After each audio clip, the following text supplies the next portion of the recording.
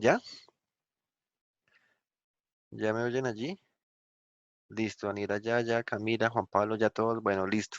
No me han escuchado, bienvenidos entonces, ahora sí, ya estamos grabando.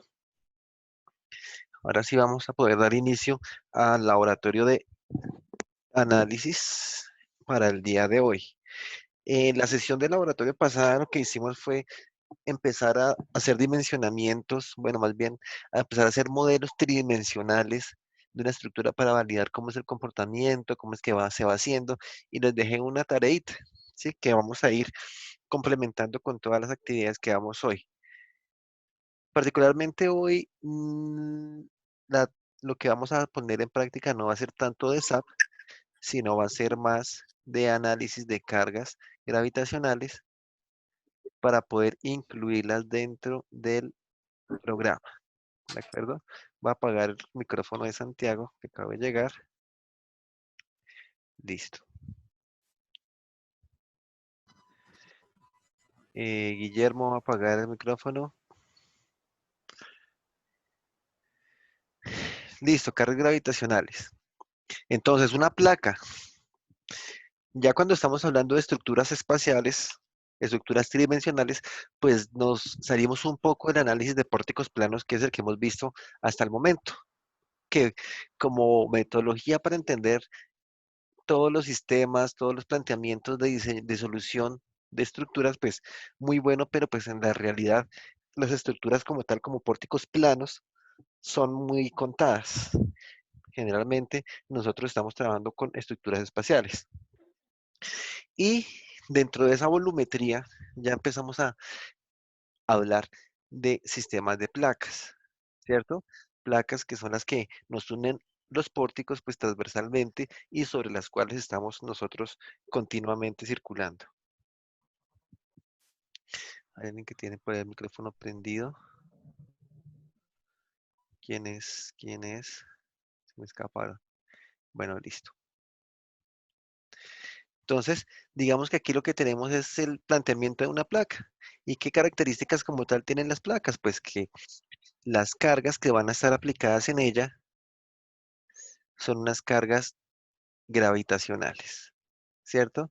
Pues en principio, entonces esas cargas gravitacionales, ¿cómo van a estar? Van a estar así, como unas cargas verticales, ¿cierto? Pues uniformemente distribuidas o dependiendo de la configuración de la carga en toda la estructura. ¿Qué es lo que vamos a hacer hoy? Vamos a hacer ese análisis de cargas gravitacionales, pero enmarcados en un concepto normativo. Esas cargas, o más bien estas placas, si lo vemos por este lado, estas placas, pues acá en esta zona van a estar contenidas dentro de unas vigas, ¿cierto? Acá va a tener una viga de borde, muy seguramente por allá atrás tengo otra viga de borde, tengo otra viga de borde, que son las que nos generan el pórtico. Entonces, si yo ya quiero plantear esto como una estructura tridimensional, pues acá tengo mi juego de columnas, como sea, ¿cierto? Y ahí ya voy a tener contenida la placa,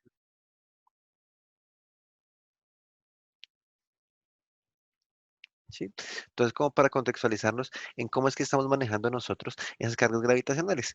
¿Y cuáles son las cargas gravitacionales que generalmente estamos considerando? O sea, las más comunes. Las de viento y en techo las de agua. ¿El viento es una carga gravitacional? ¿El viento es afectado por la gravedad? Ah, no, no, no. No, Jonathan, el viento no es una carga.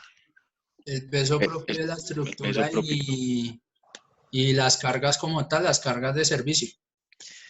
Cargas de servicio, bueno, peso propio de la estructura sí es netamente una carga gravitacional, pero entre las tipologías de cargas que conocemos, pues sabemos que hay unas cargas que conocemos como cargas muertas y otras que son cargas vivas, ¿cierto? Que están en la normativa y que vamos a entrar a detallar un poco más dentro de esta clase. Esos son diferentes tipos de sistemas estructurales que se pueden hacer. En la parte superior izquierda tengo una losa, ¿cierto? o bueno, miremos, se llama una losa maciza armada en dos direcciones. Que estos tres son sistemas de losas macizas. ¿En qué consiste una losa maciza? Pues que es una placa, como su nombre lo indica, que es completamente, pues, rellena, maciza, ¿cierto? Armada, aquí tengo una sin capiteles, una con capiteles, la del lado derecho. Si se dan cuenta, los capiteles, pues, son como unos sobreanchos que se les hace a la placa con el fin, sobre todo, de evitar que se nos comporte como una galleta. Se dan cuenta que, a pesar de todo, la placa es un elemento delgado con respecto a las dimensiones de las columnas.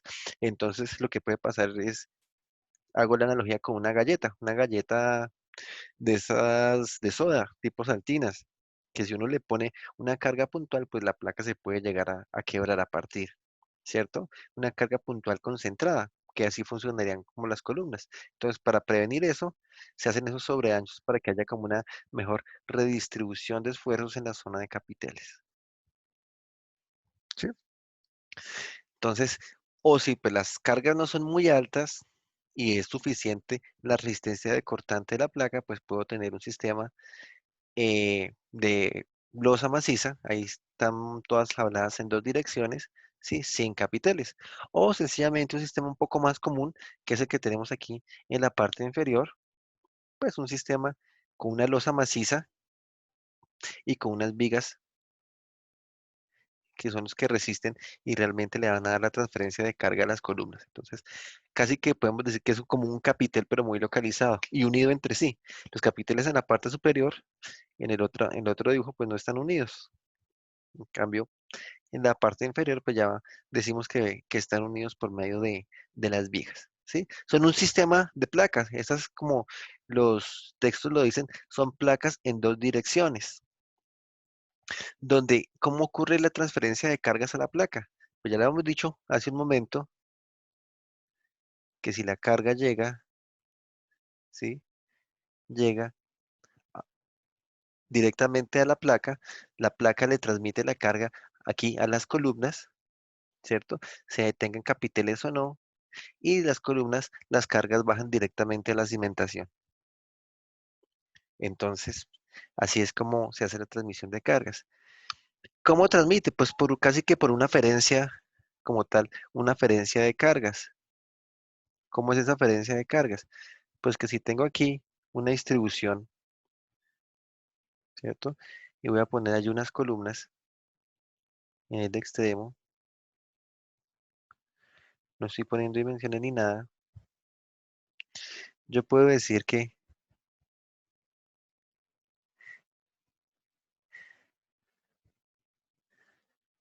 aquí en la izquierda, esta zona que estoy coloreando, la carga vertical asociada a esa zona le va a corresponder a esta columna, ¿sí?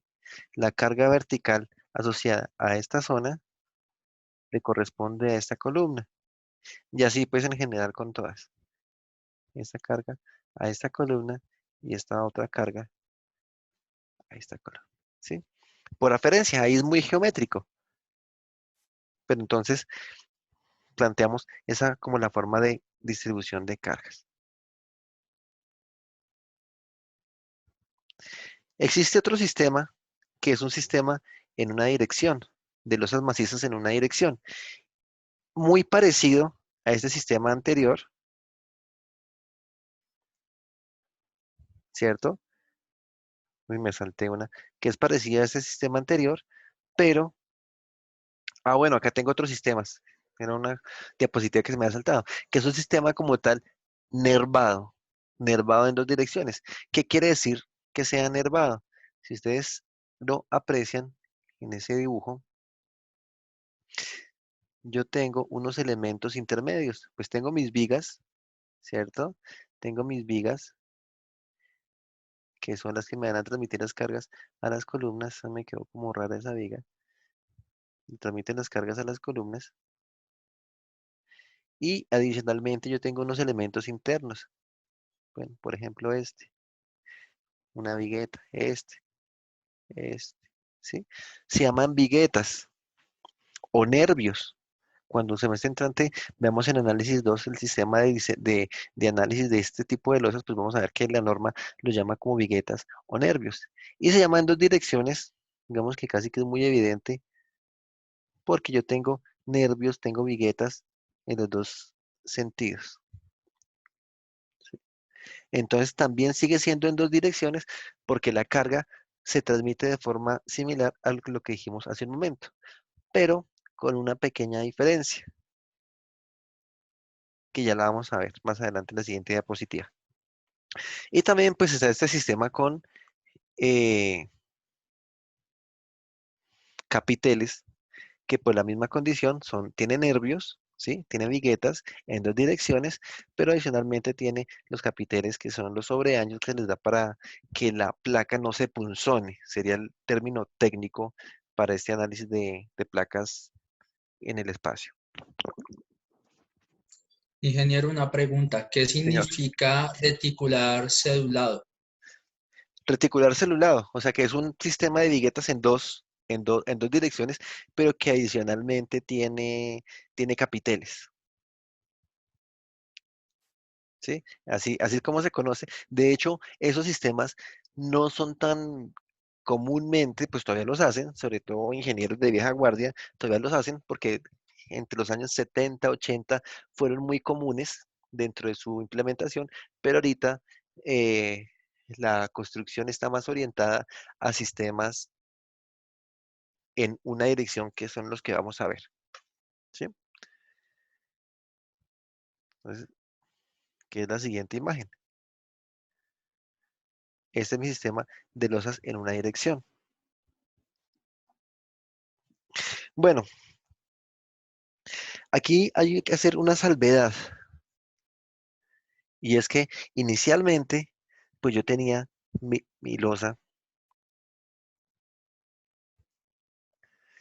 mi losa maciza. Voy a hacer aquí un dibujito de una losa maciza, ¿sí? Losas macizas que pueden estar entre 15 20 centímetros de espesor. Bueno, estoy aprendiendo a manejar estas herramientas de dibujo. Bueno, me voy a lo básico, ¿sí? Todo esto es concreto, es mi losa maciza de concreto, ¿sí? 20 centímetros de espesor. Pensemos en cuánto puede pesar una losa maciza de 20 centímetros de espesor. Un metro cuadrado de losa, ¿cuánto puede pesar? Entonces, ustedes conocen la densidad del concreto, ¿cierto? 2,4 toneladas por metro cúbico. Si tengo una figura geométrica que tiene un metro por 20 centímetros, ¿cierto? Eso tendría 0,2 metros cúbicos por 2,4 toneladas. Me dice que me queda cada metro cuadrado de placa de espesor 20 centímetros, me está pesando 480 kilos.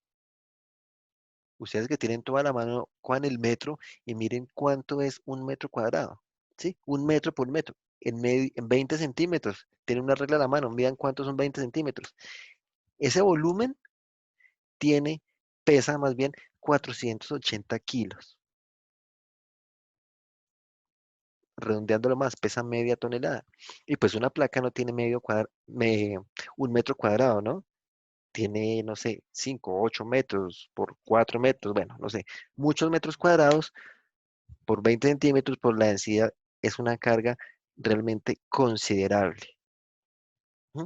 Por esa razón surgió este otro sistema que es el sistema aligerado, que es el que estamos viendo allí. Es el sistema aligerado, ¿sí? ¿Y en qué consiste el sistema aligerado? Si ustedes lo ven, tiene una placa en la parte superior, tiene una placa en la parte inferior y es un sistema con viguetas intermedios. Aquí casi que estoy haciéndoles el corte a las placas que vimos hace un momento, donde estos espacios que se ven en la mitad, esos espacios, es vacío. Esto es vacío, esto es vacío, esto es vacío, esto es vacío, esto es vacío, esto es vacío. Entonces, ¿qué es lo que yo voy a obtener? Pues unas placas más altas, y si son más altas, pues La placa es un elemento que trabaja flexión. Recuerden que la inercia es proporcional a la altura del elemento, entonces si es más alta, pues voy a tener más inercia. Y pues como va a ser vacío, voy a reducir el peso de la estructura. Entonces, al reducir el peso, ya también como lo veremos el semestre entrante, voy a tener menos cargas sísmicas, porque las cargas sísmicas están directamente asociadas al peso de la estructura, pero voy a ganar en propiedades mecánicas. Y obviamente, también si pensamos en costos, vamos a hacer el sistema mucho más barato. ¿M? Entonces, esos vacíos se conocen como casetones. Antiguamente, antes de que eh, interviniera el Ministerio del Medio Ambiente, se hacían de guadua. De pronto algunos de ustedes, si no la mayoría, conocen esos casetones de guadua. Entonces, ¿qué eran? Pues unas cajas que las rellenaban, las ponían en la placa y fundían la placa quedando ese vacío. Pero pues muchos problemas se presentaban, entre ellos uno, pues problema ambiental, ¿cierto? Que ya se estaba acabando con la guadua, ¿cierto? Otro tema es que esas casetones cuando no quedan bien hechos, pues sencillamente se abría el hueco y si bien es cierto que la placa es más alta, si por acá se nos filtra el concreto, ¿cierto? Pues se nos tiene que llenar todo ese cajón de concreto. Entonces, pues no es nada conveniente. Y actualmente, entonces, por eso se están haciendo casetones de madera, casetones de eh, poliestireno, ¿sí? Y copor, se hacen casetones de muchos tipos, de otros tipos de material. Lo que pasa es que ahora, mientras que los de guadua eran, eh, se echaban a pérdida, o sea que quedaban contenidos dentro de la placa, estos casetones, como son los que se ven en la figura de abajo,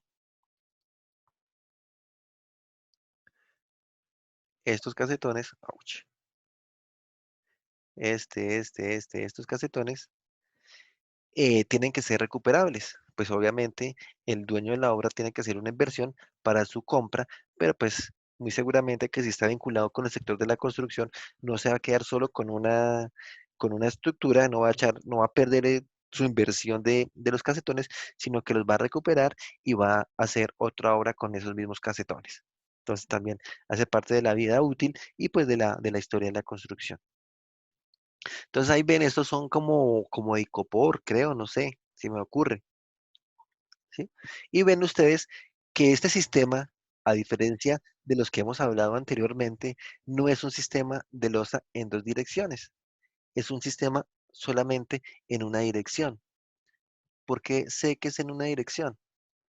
Si ustedes detallan, tengo una columna aquí marcada, tengo otra columna al lado de los señores, de los obreros, por acá tengo otra columna, y esas columnas están enlazadas por una viga.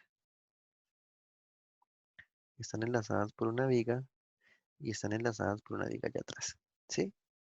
Y ven que las viguetas que tenemos van a estar solamente acá, ¿sí? En la zona intermedia no voy a tener viguetas en otra dirección, o sea, aquí no ven que ustedes que no hay más viguetas. No hay más viguetas. Solo hay un elemento en la mitad que se conoce como una riostra, del cual no nos vamos a preocupar, porque más adelante sí vamos a ver cuál es su función estructural. Entonces, un sistema de losa en una dirección se comporta muy parecido al sistema de losas en dos direcciones, pero su principal diferencia es ¿cuál? Que las cargas van a estar, bueno, más bien, su forma de aplicación de cargas, porque cuando yo ponga mis cargas gravitacionales acá, acá, acá, acá, acá, ¿cierto? Las cargas inicialmente aquí puestas van a dar sobre la placa,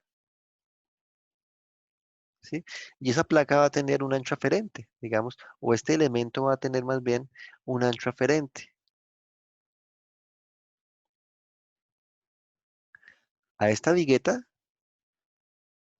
solo le damos a dar las cargas que pueda sostener. Lo que está en ese recuadro es lo que le va a corresponder a esa vigueta. Si tengo otro recuadro al lado, voy a ponerlo de otro color, pues va a ser el ancho aferente de esa otra vigueta, ¿sí? Y pues tendrá sus cargas asociadas a a esa aferencia. Entonces, estas cargas que yo marqué previamente en naranja, estas cargas, estas, van a pasar